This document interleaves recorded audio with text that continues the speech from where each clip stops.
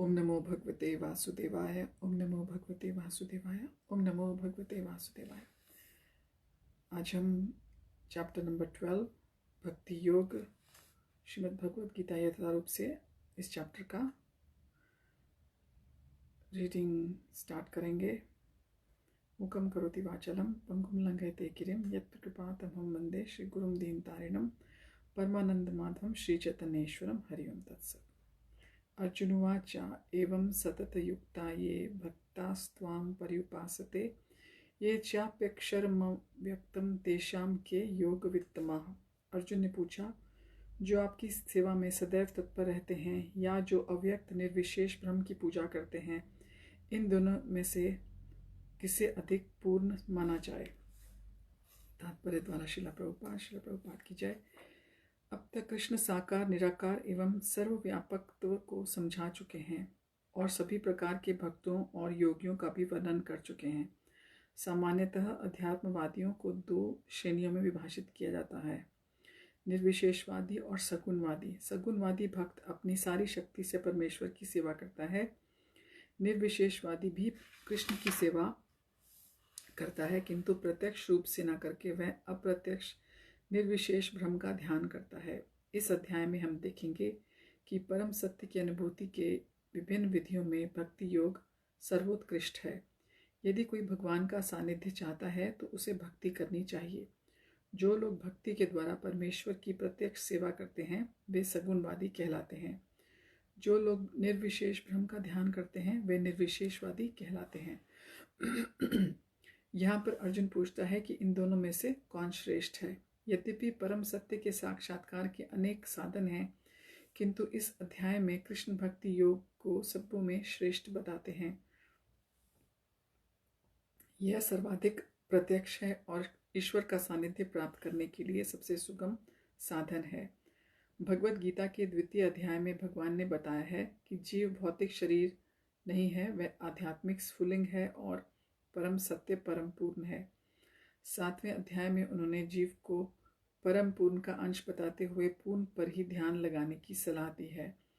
पुनः 8वें अध्याय में कहा गया है कि जो मनुष्य भौतिक शरीर का त्याग करते समय कृष्ण का ध्यान करता है वह कृष्ण के धाम को तुरंत चला जाता है।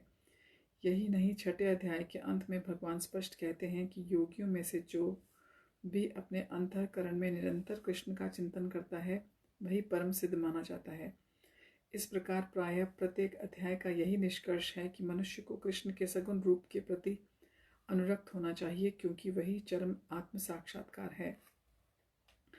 इतने पर भी ऐसे लोग हैं जो कृष्ण के साकार रूप के प्रति अनुरक्त नहीं होते।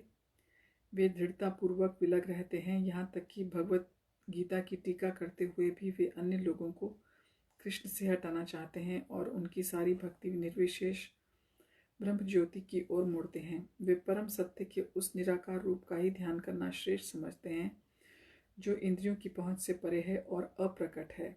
इस तरह सचमुच में अध्यात्मवादियों की दो श्रेणियां हैं। अब अर्जुन यह निश्चित कर लेना चाहता है कि कौन सी विधि सुगम है और इन दोनों श्रेणियों में से कौन सर्वाधिक पूर्ण है। दूसरे शब्दों में वह अपनी स्थिति स्पष्ट कर लेना चाहता है, क्योंकि वह कृष्ण के सगुण रूप के प्रति अनुरक्त है। यह निराकार ब्रह्म के प्रति आसक्त नहीं है। वह जान लेना चाहता है कि उसकी स्थिति सुरक्षित तो है। निराकार स्वरूप चाहे इस लोक में हो चाहे भगवान के परम लोक में ध्यान के लिए समस्या बन जाता है। वास्तव में कोई भी परम सत्य के निराकार रूप का ठीक से चिंतन नहीं कर सकता।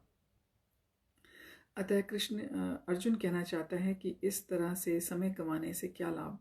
अर्जुन को 11वें अध्याय में अनुभव हो चुका है कि कृष्ण के साकार रूप के प्रति आसक्त होना श्रेष्ठ है, क्योंकि इस तरह वह एक ही समय अन्य सारे रूपों को समझ सकता है और कृष्ण के प्रति उसके प्रेम में किसी प्रकार का व्यवधान नहीं पड़ता। अतः अर्जुन द्वारा कृष्ण से इस महत्वपूर्ण प्रश्न के पूछे जाने से परम सत्य के निराकार और साकार स्वरूपों का अंतर स्पष्ट हो जाएगा। श्लोक नंबर 2। श्री भगवान वाचा मय्या वेश्य मनो ये माम नित्युक्ता उपासते श्रद्धया परयोपेतास्ते में युक्ततमा मतः। श्री भगवान ने कहा, जो लोग अपने मन को मेरे साकार रूप में एकाग्र करते हैं और अत्यंत श्रद्धापूर्वक मेरी पूजा करने में सदैव लगे रहते हैं, वे मेरे द्वारा परम सिद्ध माने जाते हैं। तात्पर्य: अर्जुन के प्रश्न का उत्तर देते हुए कृष्ण स्पष्ट कहते हैं कि जो व्यक्ति उनके साकार रूप में अपना मन को एकाग्र करता है और जो अत्यंत श्रद्धा और निष्ठापूर्वक उनको पूजता है, उसे योग में परम सिद्ध मानना चाहिए। जो इस प्रकार कृष्ण भावना भावित होता है, उसके लिए कोई भी भौतिक कार्यकलाप नहीं रह जाते, क्योंकि हर कार्य कृष्ण के लिए किया जाता है। शुद्ध भक्त निरंतर कार्यरत रहता है, कभी कीर्तन करता है तो कभी श्रवण करता है, या कृष्ण विषय कोई पुस्तक पढ़ता है, या कभी कभी प्रसाद तैयार करता है, या बाजार से कृष्ण के लिए कुछ मोल लाता है, या कभी मंदिर झाड़ता बुहारता है तो कभी बर्तन धोता है। वह जो कुछ भी करता है कृष्ण संबंधी कार्यों के अतिरिक्त अन्य किसी कार्य में एक क्षण भी नहीं गंवाता। ऐसा कार्य पूर्ण समाधि कहलाता है। श्लोक नंबर 3 और 4 ये एक साथ हैं। ये त्वक्षरम निर्देश्यम व्यक्तम पर्युपासते सर्वत्र गमय चिंतयम च कूटस्थम चलम ध्रुवम। नंबर 5 सन्निय भेन्द्रिय ग्रामम सर्वत्र समबुद्धयः ते प्राप्नुवन्ति मामेव सर्वभूतहिते रताः। लेकिन जो लोग अपनी इंद्रियों को वश में करके तथा सबों के प्रति संभाव रखकर परम सत्य की निराकार कल्पना के अतिरिक्त उस अव्यक्त की पूरी तरह से पूजा करते हैं, जो इंद्रियों की अनुभूति से परे है, सर्वव्यापी है, अकल्पनीय है, अपरिवर्तनीय है, अचल और ध्रुव है, वे समस्त लोगों के कल्याण में संलग्न रहकर अंततः मुझे प्राप्त करते हैं। तात्पर्य: जो लोग भगवान कृष्ण की प्रत्यक्ष पूजा न करके अप्रत्यक्ष विधि से उसी उद्देश्य को प्राप्त करने का प्रयत्न करते हैं, वे भी अंततः श्री कृष्ण को प्राप्त होते हैं। अनेक जन्मों के बाद बुद्धिमान व्यक्ति वासुदेव को ही सब कुछ जानते हुए मेरी शरण में आता है। जब मनुष्य को अनेक जन्मों के बाद पूर्ण ज्ञान होता है तो वह कृष्ण की शरण ग्रहण करता है। यदि कोई इस श्लोक में बताई गई विधि से भगवान के पास पहुंचता है तो उसे इंद्रिय निग्रह करना होता है, प्रत्येक प्राणी की सेवा करनी होती है और समस्त जीवों के कल्याण कार्य में रत होना होता है। इसका अर्थ यह हुआ कि मनुष्य को भगवान कृष्ण के पास पहुंचना ही होता है, अन्यथा पूर्ण साक्षात्कार नहीं हो पाता। प्रायः भगवान की शरण में जाने के पूर्व पर्याप्त तपस्या करनी होती है। आत्मा के भीतर परमात्मा का दर्शन करने के लिए मनुष्य को देखना, सुनना, स्वाद लेना, कार्य करना आदि इंद्रिय कार्यों को बंद करना होता है। तभी वह जान पाता है कि परमात्मा सर्वत्र विद्यमान है। ऐसी अनुभूति होने पर वह किसी जीव से ईर्ष्या नहीं करता। उसे मनुष्य और पशु में कोई अंतर नहीं दिखाई देता, क्योंकि वह केवल आत्मा का दर्शन करता है, बाह्य आवरण का नहीं। लेकिन सामान्य व्यक्ति के लिए निराकार अनुभूति की यह विधि अत्यंत कठिन सिद्ध होती है।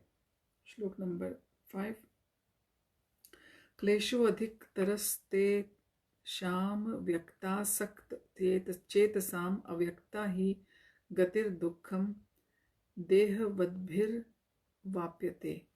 जिन लोगों के मन परमेश्वर के अव्यक्त निराकार रूप स्वरूप के प्रति आसक्त हैं, उनके लिए प्रगति कर पाना अत्यंत कष्टप्रद है। देहधारियों के लिए उस क्षेत्र में प्रगति कर पाना बहुत सदैव दुष्कर होता है। तात्पर्य: अध्यात्मवादियों का समूह जो परमेश्वर के अचिंत्य अव्यक्त निराकार स्वरूप के पद का अनुसरण करता है, ज्ञान योगी कहलाता है। और जो व्यक्ति भगवान की भक्ति में रत होकर पूर्ण कृष्ण भावनामृत में रहते हैं, वे भक्ति योगी कहलाते हैं। यहाँ पर ज्ञान योग और भक्ति योग में निश्चित अंतर बताया गया है। ज्ञानों का पथ यद्यपि मनुष्य को उसी लक्ष्य तक पहुँचाता है, किंतु यह अत्यंत कष्टकारक, जबकि भक्ति योग भगवान की प्रत्यक्ष सेवा होने के कारण सुगम है और देहधारी के लिए स्वाभाविक भी है। जीव अनादिकाल से देहधारी है। सैद्धांतिक रूप से उसके लिए यह समझ पाना अत्यंत कठिन है कि वह शरीर नहीं है। अतएव भक्ति योगी कृष्ण के विग्रह को पूज्य मानता है, क्योंकि उसके मन में कोई ना कोई शारीरिक बोध रहता है जिसे इस रूप में प्रयुक्त किया जा सकता है। निस्संदेह मंदिर में परमेश्वर के स्वरूप की मूर्ति पूजा नहीं है। वैदिक साहित्य में साक्ष्य मिलता है कि पूजा सगुण और निर्गुण हो सकती है। मंदिर में विवाह पूजा गुण सगुण सामग्री है, क्योंकि भगवान की भौतिक गुणों की भगवान को भौतिक गुणों के द्वारा प्रदर्शित किया जाता है, लेकिन भगवान के स्वरूप को चाहे लकड़ी, पत्थर या तैलचित्र जैसे भौतिक गुणों द्वारा क्यों ना अभिव्यक्त किया जाए, वह वास्तव में भौतिक नहीं होता। परमेश्वर की यही परम प्रकृति है। यहाँ पर एक मोटा उदाहरण दिया जा सकता है। सड़कों के दोनों किनारे पत्र पेटिकाएं होती हैं, जिनमें यदि हम अपना पत्र डाल दें तो वे बिना किसी कठिनाई के अपने गंतव्य स्थान पर पहुंच जाते हैं। लेकिन यदि कोई ऐसी पुरानी पेटिका या उसकी अनुकृति कहीं देखें जो डाकघर द्वारा स्वीकृत ना हो एक्सक्यूज मी, तो उससे वही कार्य नहीं हो सकेगा। इसी प्रकार ईश्वर ने विग्रह रूप में, जिसे अर्चा विग्रह कहते हैं, अपने प्रामाणिक वैध स्वरूप बना रखा है। यह अर्चा विग्रह परमेश्वर का अवतार होता है। ईश्वर इसी रूप के माध्यम से सेवा करते हैं। भगवान सर्वशक्तिमान है, अतएव वे अर्चा रूपी से अपने अवतार विग्रह रूपी अपने अवतार से भक्त की सेवाएं करवा सकते हैं, लेकिन बद्ध जीवन वाले मनुष्य को सुविधा हो। इस प्रकार भक्त को भगवान के पास सीधे और तुरंत पहुंचने में कोई कठिनाई नहीं होती। लेकिन जो लोग आध्यात्मिक साक्षात्कार के लिए निराकार विधि का अनुसरण करते हैं, उनके लिए यह मार्ग कठिन होता है। उन्हें उपनिषदों जैसे वैदिक साहित्य के माध्यम से अव्यक्त स्वरूप को समझना पड़ता है। उन्हें भाषा सीखनी होगी। इंद्रिय यातीत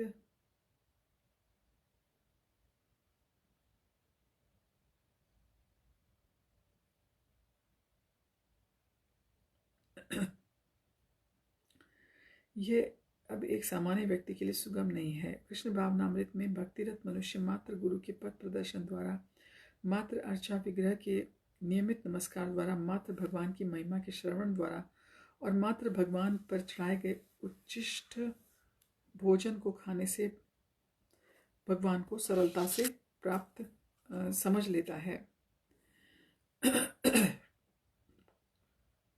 इसमें तनिक भी संदेह नहीं है कि निर्विशेषवादी व्यर्थ ही कष्टकारक पथ को ग्रहण करते हैं, जिसमें अंततः परम सत्य का साक्षात्कार संदिग्ध बना रहता है। किंतु सगुणवादी बिना किसी संकट, कष्ट या कठिनाई के भगवान के पास सीधे पहुंच जाते हैं। ऐसा ही संदर्भ श्रीमद् भागवत में पाया जाता है।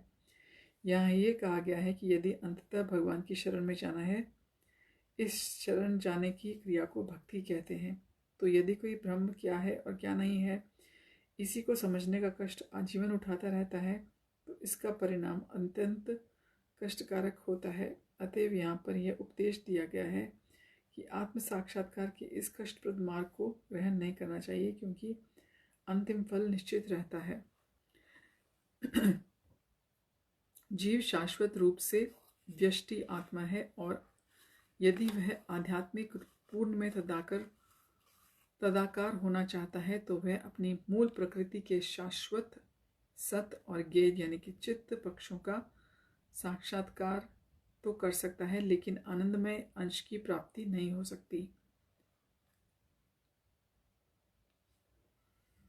सत यानी कि इटर्नल शाश्वत, और चित्त यानी कि गेय नॉलेज वाला, जानने वाला।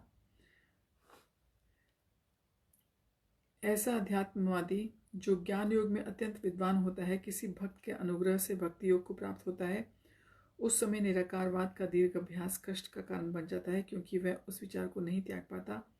अतएव देवधारी जीव भगवान अभ्यास के समय या साक्षात्कार के समय अव्यक्त की प्राप्ति में सदैव कठिनाई में पड़ जाता है। प्रत्येक जीव अंशतः स्वतंत्र है, और उसे यह अच्छी तरह समझ लेना चाहिए कि वह अव्यक्त अनुभूति उसके आध्यात्मिक आनंदमय आत्म स्व की प्रकृति के विरुद्ध है।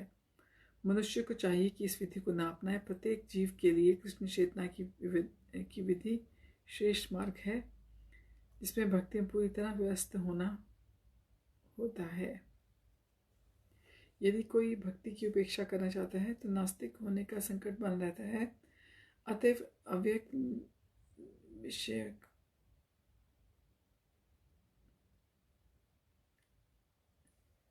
अतः अव्यक्त विषय एकाग्रता की विधि जो इंद्रियों की पहुंच से परे है, जैसा कि श्लोक में पहले कहा जा चुका है, इस युग में प्रोत्साहन नहीं मिलना चाहिए। भगवान कृष्ण ने इसका आदेश दिया है।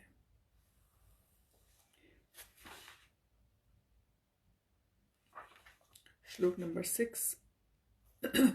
ये तो सर्वाणि कर्माणि मयि सन्न्यस्य मत्पराः अनन्येनैव योगेन मां ध्यायन्त उपासते। श्लोक नंबर 7। तेषामहं समुद्धर्ता मृत्यु संसार सागरात् भवामि न चिरात् पार्थ मय्यावेशित चेतसाम्। जो अपने सारे कार्यों को मुझ में अर्पित करके और अविचलित भाव से मेरी भक्ति करते हुए मेरी पूजा करते हैं और अपने चित्तों मैं जन्म मृत्यु के सागर से शीघ्र उद्धार करने वाला हूँ। तात्पर्य यहाँ पर यह स्पष्ट कहा गया है कि भक्तजन अत्यंत भाग्यशाली हैं कि भगवान उनका इस भवसागर से तुरंत ही उद्धार कर देते हैं। शुद्ध भक्ति करने के लिए मनुष्य को इसकी अनुभूति होने लगती है कि ईश्वर महान है और जीवात्मा उनके अधीन है और उसका कर्तव्य है कि वह भगवान की सेवा करे, और यदि वह ऐसा नहीं करता तो उसे माया की सेवा करनी होती है। जैसा पहले कहा जा चुका है कि केवल भक्ति से परमेश्वर को जाना जा सकता है। अतएव मनुष्य को चाहिए कि वह पूर्ण रूप से भक्त बने। भगवान को प्राप्त करने के लिए वह अपने मन को कृष्ण में पूर्णतः एकाग्र करे। वह कृष्ण के लिए कर्म करे, चाहे वह जो भी कर्म करे, लेकिन वह कर्म अपने कृष्ण के लिए, केवल कृष्ण के लिए ही होना चाहिए। भक्ति का यही आदर्श है। भक्त भगवान को प्रसन्न करने के अतिरिक्त और कुछ भी नहीं चाहता। उसके जीवन का उद्देश्य कृष्ण को प्रसन्न करना होता है और कृष्ण की तुष्टि के लिए वह सब कुछ उत्सर्ग कर सकता है, जिस प्रकार अर्जुन ने कुरुक्षेत्र के युद्ध में किया था।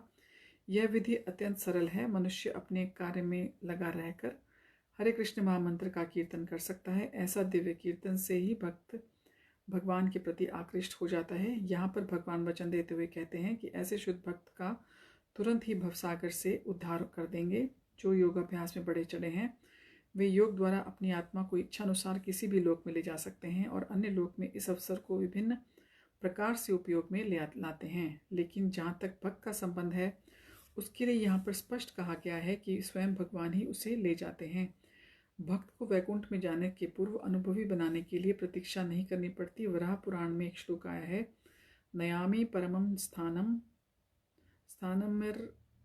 चिरादिगतिम विना गरुडस्कंद मारोप्य यथेच्छम निवारितः। तात्पर्य यह है कि वैकुंठ लोक में आत्मा को ले जाने के लिए भक्त को अष्टांग योग करने की आवश्यकता नहीं है। इसका भार भगवान स्वयं अपने ऊपर लेते हैं। वे यहाँ पर स्पष्ट कह रहे हैं कि वे स्वयं ही उद्धारक बनते हैं। बालक अपने माता पिता द्वारा अपने आप रक्षित होता है, जिससे उसकी स्थिति सुरक्षित रहती है। इसी प्रकार भक्त को योगाभ्यास द्वारा अन्य लोकों में जाने के लिए प्रयत्न करने की आवश्यकता नहीं होती, अपितु भगवान द्वारा अनुग्रह वश स्वयं ही अपने पक्षी वाहन गरुड़ पर सवार होकर तुरंत आते हैं और भक्त को भवसागर से उबार लेते हैं। कोई कितना भी कुशल तैराक क्यों ना हो, कितना भी प्रयत्न क्यों ना करे, किंतु समुद्र में गिर जाने पर वह अपने आप को नहीं बचा सकता। किंतु यदि कोई आकर उसे जल से बाहर निकाल दे तो वह आसानी से बच जाता है। इसी प्रकार भगवान भक्त को इस भवसागर से निकाल देते हैं। मनुष्य को केवल कृष्ण भावनामृत की सुगम विधि का अभ्यास करना होता है और अपने आप को अनन्य भक्ति में प्रवृत्त करना होता है। किसी भी बुद्धिमान व्यक्ति को चाहिए कि वह अन्य समस्त मार्गों की अपेक्षा भक्ति योग को चुने।